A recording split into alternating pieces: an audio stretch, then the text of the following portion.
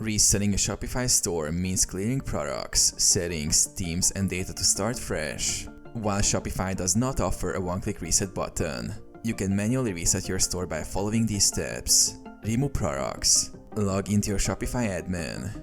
Go to Products, All Products. Select all products and click Bulk Actions. Delete selected products. Delete collections. Navigate to Products Collections.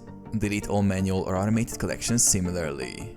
Remove installed apps. Go to Apps from the sidebar. Uninstall each app you no longer need by clicking the trash icon next to it. Change or reset theme. Go to Online Store, Themes. Click Actions. Remove for any themes you've added. Revert to the default Shopify theme or upload a new one to start fresh. Clear pages, blogs, and menus. Go to Online Store, Pages, Blog Posts, and Navigation to delete or edit existing content. Start a new store. If you want a complete reset, consider starting a new Shopify store using a different email or after canceling your current plan.